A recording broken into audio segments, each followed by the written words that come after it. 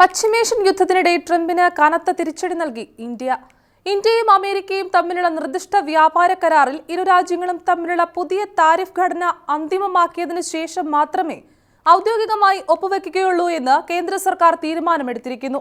ഇടക്കാല കരാറിലും ഒപ്പിടില്ല. ഇന്ത്യയും യുഎസും നിലവിൽ കരാറിന്റെ സൂക്ഷ്മമായ വിശദാംശങ്ങൾ ചർച്ച ചെയ്യുന്നുണ്ട്. ഈ തീരുമാനം ട്രംപിന് വലിയ രാഷ്ട്രീയവും നയതന്ത്രപരവുമായ തിരിച്ചടിയായി കരുതുന്നു.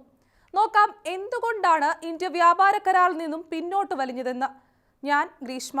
ഡൊണാൾഡ് ട്രംപ് ഏറെ പ്രചാരണം നൽകിയ ഇന്ത്യ അമേരിക്ക വ്യാപാര കരാർ സംബന്ധിച്ച ചർച്ചകൾ പുതിയ ഘട്ടത്തിലേക്ക് കടന്നിരിക്കുകയാണ്. ആദ്യഘട്ടത്തിൽ ഇരു രാജ്യങ്ങളും വേഗത്തിൽ കരാറിലെത്തുമെന്നായിരുന്നു സൂചനകൾ ഉണ്ടായിരുന്നത്. എന്നാൽ ഇപ്പോൾ സാഹചര്യങ്ങൾ മാറിയിരിക്കുകയാണ്. ഇന്ത്യയുടെ പുതിയ നിലപാട് പ്രകാരം ഇടക്കാല കരാർ പോലും തിടുക്കത്തിൽ ഒപ്പുവെക്കേണ്ടതില്ല എന്നും കൂടുതൽ വിശദമായ ചർച്ചകൾ നടത്തിയ ശേഷമേ അന്തിമ തീരുമാനം എടുക്കാവൂ എന്നുമാണ് സർക്കാർ കരുതുന്നത്. ഈ തീരുമാനം ട്രംപിന് വലിയ രാഷ്ട്രീയവും നയതന്ത്രപരവുമായ തിരിച്ചടിയായി വിലയിരുത്തപ്പെടുന്നു. Supreme court of the United States ട്രംപിന്റെ നികുതി പരിഷ്കരണ നടപടികൾക്ക് നിയന്ത്രണം ഏർപ്പെടുത്തിയതോടെ വ്യാപാര കരാറിന്റെ അടിസ്ഥാന ഘടകങ്ങൾ തന്നെ മാറിപ്പോയി.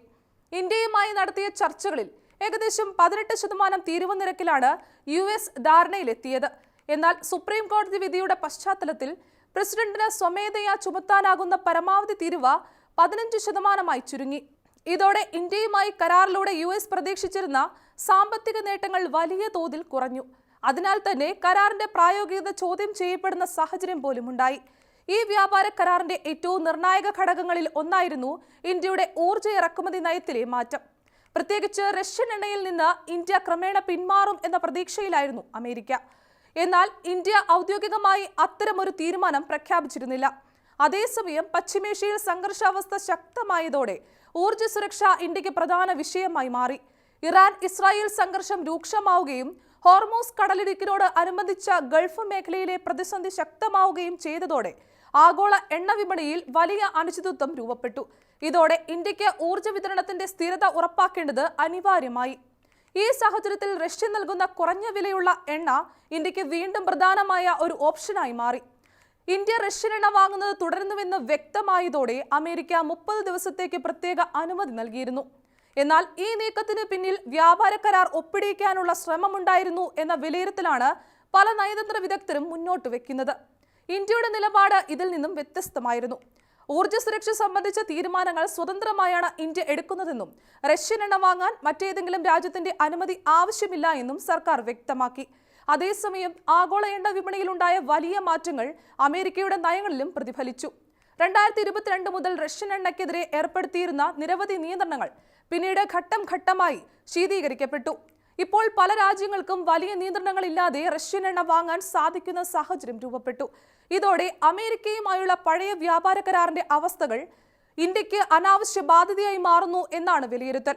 പ്രത്യേകിച്ച് 5 വർഷത്തിനുള്ളിൽ $500 ബില്യൺ അമേരിക്കൻ ഉൽപ്പന്നങ്ങൾ വാങ്ങണം എന്ന വ്യവസ്ഥ വലിയ സാമ്പത്തിക ബാധ്യതയാണെന്ന് വിദഗ്ധർ ചൂണ്ടിക്കാണിക്കുന്നു. ഇന്ത്യയുടെ ഈ പിന്മാറ്റത്തെ അമേരിക്ക ശക്തമായി എതിർക്കാൻ കഴിയാത്ത സാഹചര്യത്തിലുമാണ്. ട്രംപിന്റെ നികുതി നയങ്ങൾ ഇപ്പോഴും കോടതിയുടെ പരിശോധനയിലാണെന്നതും ഇതിന് പ്രധാന കാരണമാണ്. അതിനാൽ തന്നെ ഇന്ത്യ കരാറിൽ പ്രത്യേക ക്ലോസുകൾ ഉൾപ്പെടുത്തിയിരുന്നു. കോടതി വിധി അമേരിക്കയ്ക്ക് അനുകൂലം അല്ലാത്ത പക്ഷം കരാറിൽ നിന്ന് പിന്മാറാനുള്ള നിയമപരമായ അവകാശം ഇന്ത്യക്ക് ഉണ്ടാകുന്ന തരത്തിലാണ് ഈ വ്യവസ്ഥകൾ തയ്യാറാക്കിയിരുന്നത്. സുപ്രീം കോടതി വിധി പുറത്തു വന്നതോടെ വ്യാപാര കരാർ അന്തിമമാക്കാൻ അമേരിക്കയ്ക്ക് പോകേണ്ടിയിരുന്ന ഇന്ത്യൻ പ്രതിനിധി സംഘത്തിന്റെ സന്ദർശനം പോലും മാറ്റിവെക്കുകയായിരുന്നു. മുൻപ് മാർച്ച് മാസത്തിനുള്ളിൽ കരാറിൽ ഒപ്പുവെക്കാമെന്നായിരുന്നു ഇരു രാജ്യങ്ങളും തമ്മിലുണ്ടായിരുന്ന ധാരണ. എന്നാൽ ഇപ്പോൾ അമേരിക്കയുടെ പുതിയ താരിഫ് ഘടന എന്തായിരിക്കുമെന്നത് വ്യക്തമാകുന്നതുവരെ കരാർ ഒപ്പിടേണ്ടതില്ല എന്നാണ് ഇന്ത്യയുടെ തീരുമാനം. ഇതിനു പുറമെ തീരുവയല്ലാത്ത മറ്റ് വ്യാപാര തടസ്സങ്ങൾ, സാങ്കേതിക മാനദണ്ഡങ്ങൾ, വിപണി പ്രവേശന നിയന്ത്രണങ്ങൾ, ഡിജിറ്റൽ വ്യാപാര നിബന്ധനകൾ തുടങ്ങിയ വിഷയങ്ങളും ചർച്ച ചെയ്യേണ്ടതുണ്ടെന്ന് ഇന്ത്യ വ്യക്തമാക്കിയിട്ടുണ്ട്. ഈ പശ്ചാത്തലത്തിൽ ഇന്ത്യ അമേരിക്ക വ്യാപാര ചർച്ചകൾ അടുത്ത മാസങ്ങളിലായി കൂടുതൽ സങ്കീർണവും ദൈർഘ്യമേറിയതുമായ ഒരു പ്രക്രിയയായി മാറാൻ സാധ്യതയുണ്ട്. ഇങ്ങനെ നോക്കുമ്പോൾ സാഹചര്യങ്ങൾ മുഴുവനായും ഇന്ത്യക്ക് അനുകൂലമാണെന്നാണ് നയതന്ത്ര നിരീക്ഷകർ പറയുന്നത്.